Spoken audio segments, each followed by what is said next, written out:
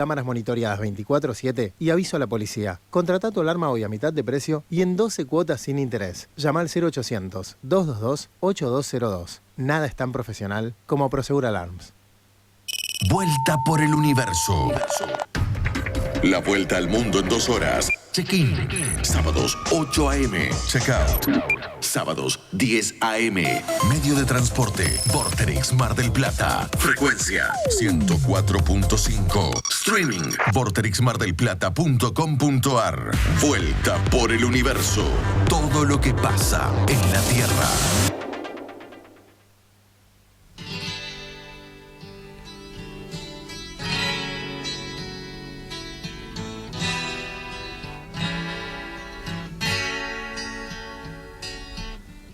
La lluvia cae lentamente y te llora las mejillas al reír. Dentro del oscuro mediodía, moretones amplios hunden el sol, árboles en llanto lavan el alquitrán. ¿Dónde van los hombres? Corren sin ver, buscan una casa donde secar su piel.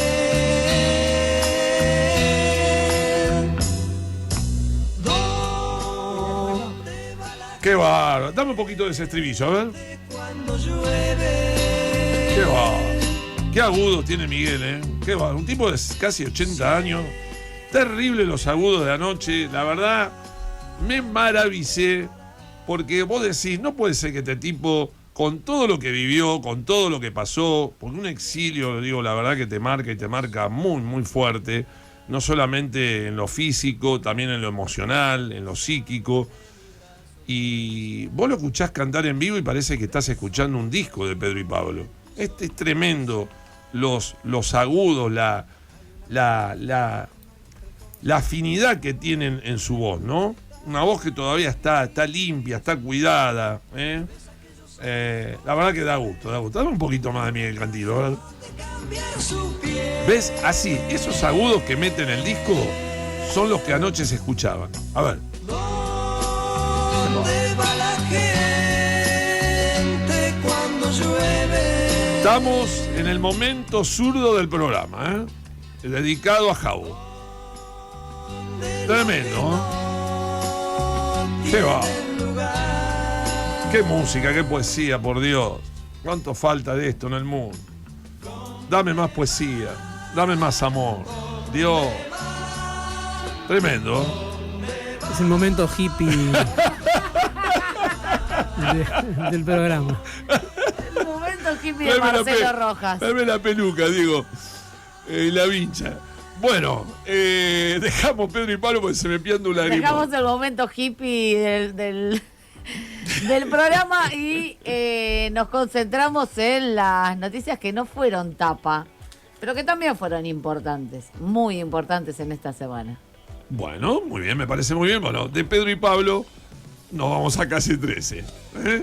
Pero con esta cortina porque hay un teléfono que va a sonar y que lo va a tener que atender la capitana.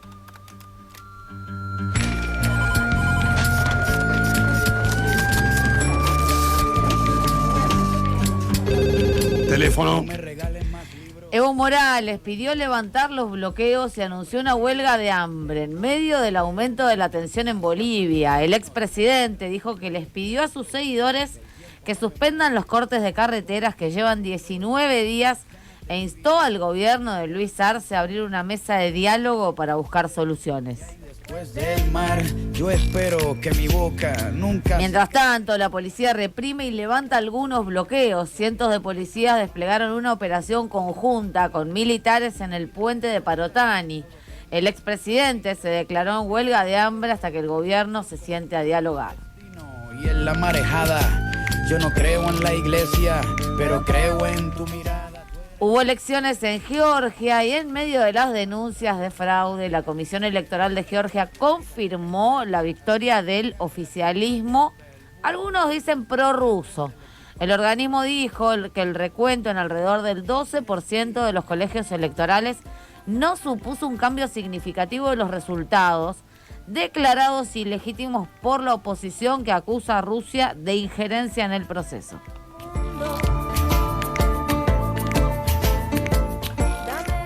Donde ganó la oposición fue en Botsuana. Botsuana que va a tener un cambio trascendental luego de la derrota electoral del partido que gobernó 58 años. El presidente de Botsuana, Mokgweetsi Masisi, admitió el viernes la derrota en las elecciones generales en un cambio trascendental para el país que puso fin a los 58 años en el poder del partido que gobernó desde la independencia de Reino Unido en la década del 60. Esperando hacer ceniza, un día decidí. Y finalmente, conflicto diplomático entre Alemania e Irán. Alemania cierra consulados generales iraníes tras la ejecución de periodista germano-iraní. La ministra de Exteriores alemana, Annalena Baerbock, anunció este jueves el cierre de los 3 consulados generales iraníes en el país como reacción a lo que fue la ejecución del ciudadano germano-iraní Jamshid Sharmaj, que fue condenado a la pena de muerte por su supuesta implicación en un grupo terrorista. El clima de tus nalgas frías, llegar al tope de la sierra. Bueno, y uno de los grandes temas de la semana tiene que ver, que lleva varias semanas, ¿no? Venimos hablando hace semanas de la interna violenta en este caso, entre el expresidente Evo Morales y el presidente actual Luis Arce de Bolivia, que en las últimas horas, en el día de ayer, además tuvo un nuevo capítulo con la toma de cuarteles militares por parte de seguidores de Evo Morales. Sí, y por dónde empezar, ¿no? Porque en realidad esto ya viene desde que asumió Luis Arce, que intenta desmarcarse de Evo, de alguna manera, no poniendo ministros que respondan tanto a Evo, sino ministros que responden más a él, y la disputa por lo que básicamente es la sucesión presidencial en el año 2025, en donde Luis Arce quiere, como todo presidente, presentarse a la reelección, y Evo Morales quiere presentarse otra vez para un nuevo mandato. Bueno, a partir de esto, acusaciones de lo que se llama de lo que se le dice levismo a Luis Arce, de que gobierna como un neoliberal, de que la economía no está bien, de que la gente la está pasando mal. Hay problemas que son más estructurales que de una cuestión de medidas económicas, algo más de inflación, falta de dólares, falta de combustibles, encarecimiento del costo de vida, bueno, algunas de estas cuestiones.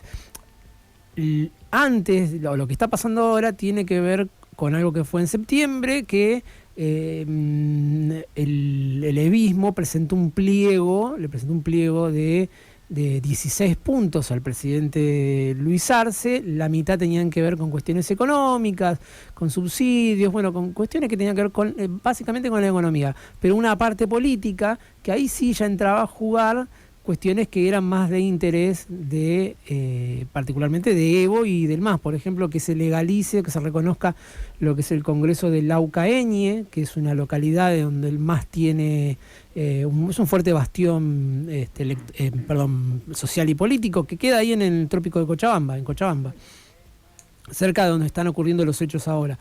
En ese Congreso, el MAS, o la mitad del MAS, porque una mitad decide irse con Arce, no asistir, y la otra mitad que se queda con Evo, lo consagran como candidato a presidente.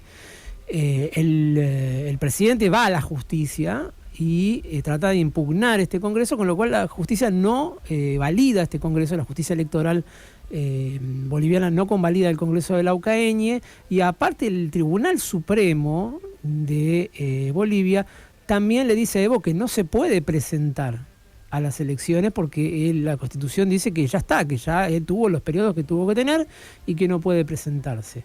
Entonces ahí empieza esa disputa más fuerte, como este pliego de 16 puntos es contestado por el gobierno con una carta de alrededor de 23 páginas y no toma lo que él le dice.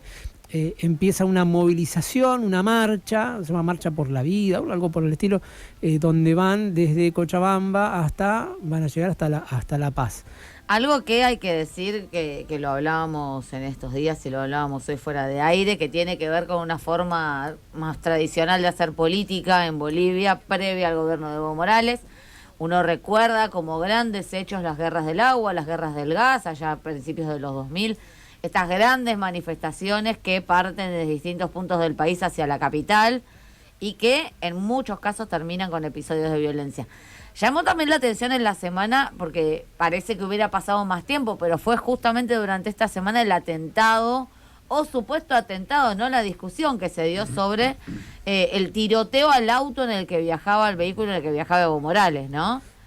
Sí, bueno, el tiroteo fue cierto. Pasó, Evo a eso de las 7 de la mañana sube un par de videos a su cuenta de Twitter, en donde muestra que el parabrisas del auto en la camioneta en la que iba tenía 3 disparos, impactos de bala, que se bajan, que se suben a otra camioneta, que el chofer de la otra camioneta estaba herido, tenía seguramente le habría rozado o un disparo en la cabeza, una lesión bastante importante y otra en el brazo derecho.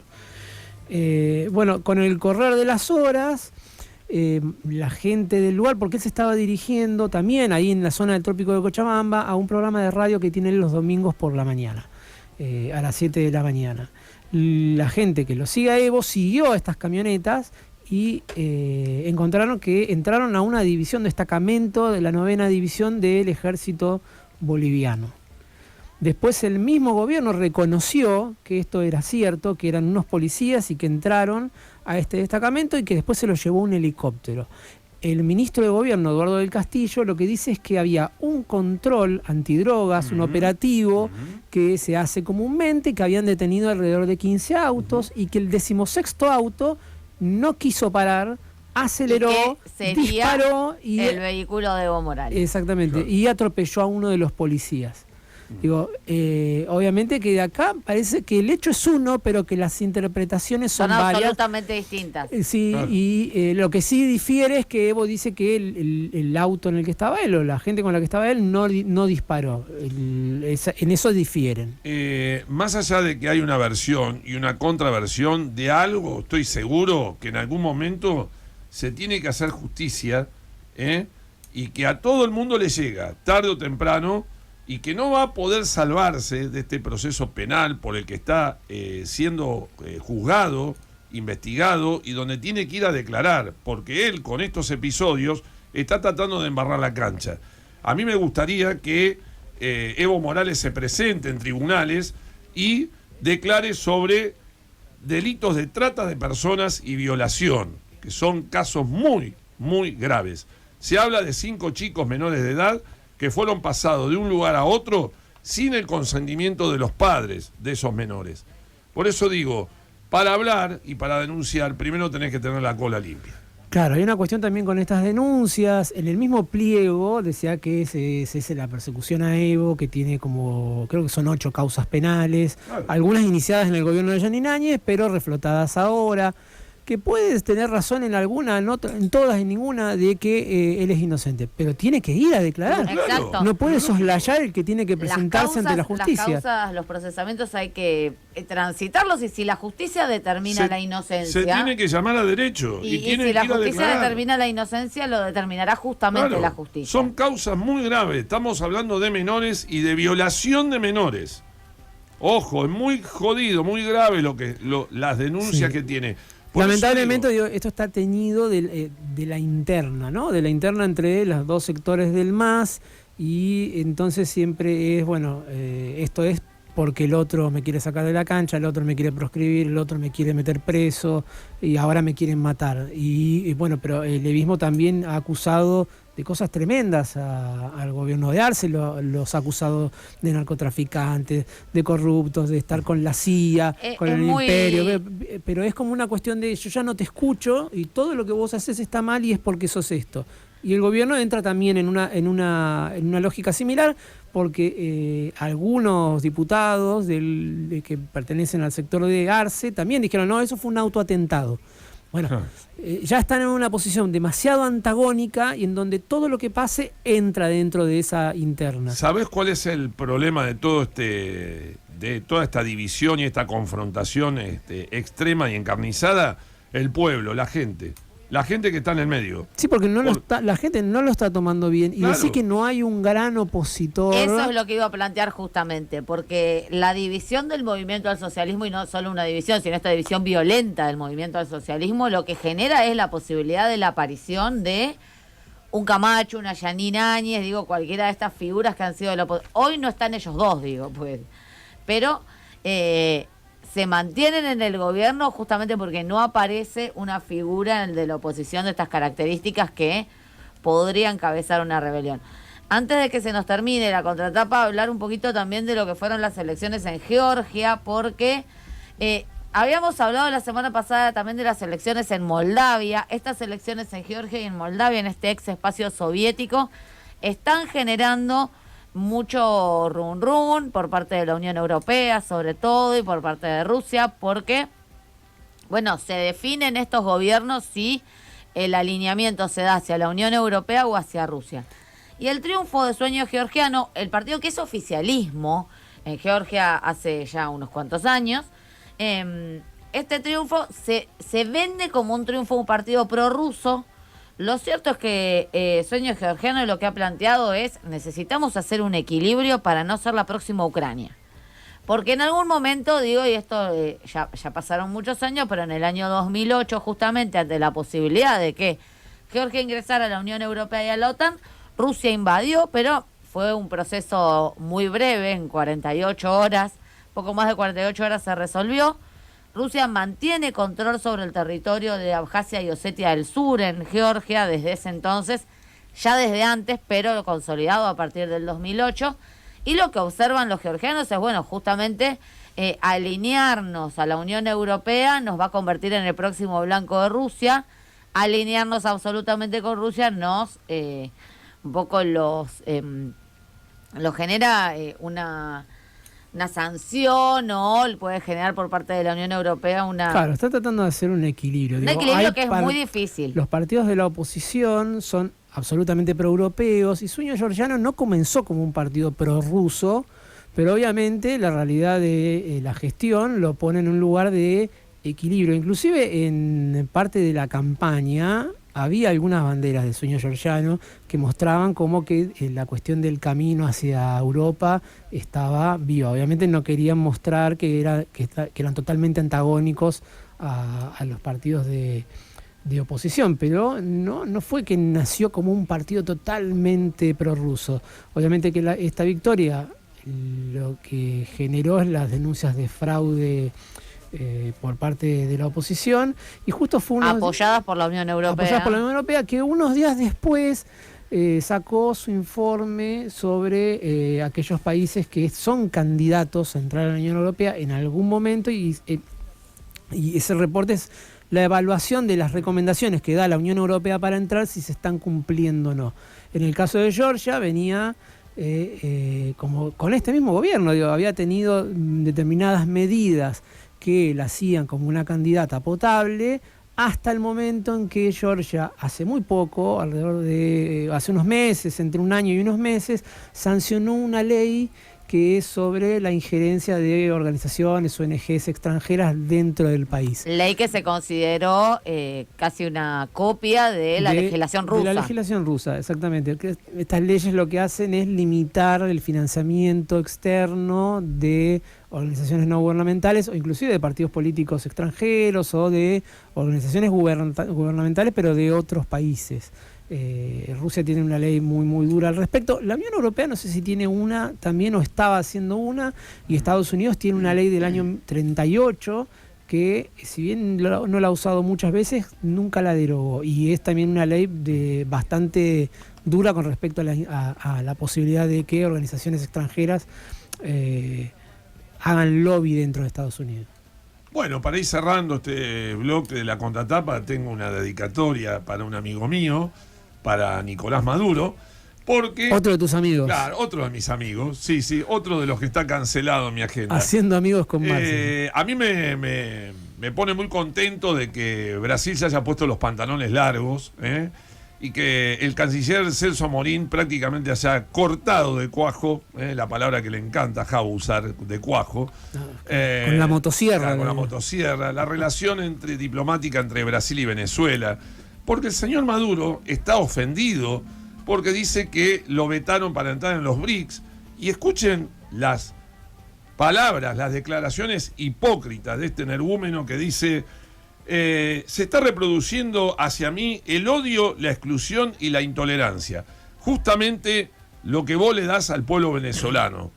Odio, exclusión, porque hoy tu pueblo no come, no tiene para sus medicinas, no tiene libertades individuales, y la intolerancia, que es algo que te caracteriza. Así que no te quejes de lo que vos mismo le estás dando a tu pueblo.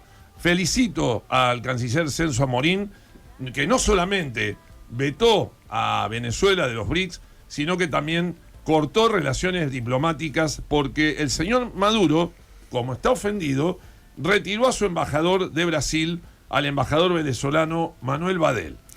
Sí, la reacción de Venezuela ante lo que fue el veto brasileño para que Venezuela entrara al BRICS se corrió de los canales diplomáticos. En todo caso, reaccioná diplomáticamente como corresponde, por las vías que tenés que hacerlo, y no salir a insultarlo. Digo, pero aparte ya 3 días antes, unos días antes de que se hiciera la cumbre de los BRICS, el fiscal general de Venezuela dijo que Lula era de la CIA. Digo, entonces, ¿qué pretende? Claro, y aparte justamente enfrentarse con el único que más o menos lo venía bancando. Y la decisión, por más que, inclusive que muchos países latinoamericanos se enojen por esto, Brasil fue garante en el proceso de Barbados. Brasil puso la cara por Venezuela para que cuando fue la cuestión de las actas, y Venezuela lo único que hizo fue no cumplir y mentirle a Brasil, minar la posición de Brasil como un líder regional.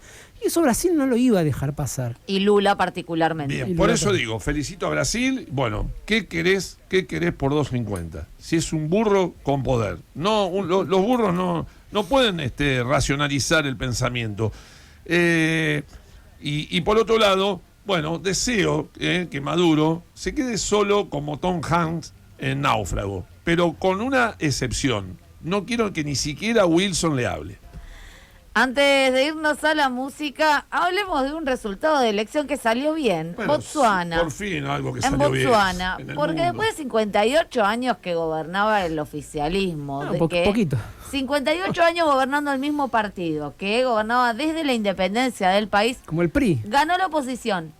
Y esto fue aceptado por el oficialismo, asumió el nuevo presidente en el día de ayer. Bien. Y esto es, bueno, un cambio histórico en uno de los países más estables de África. Sí, que no tuvo golpes de Estado, o que en realidad ha tenido muy pocos golpes de Estado.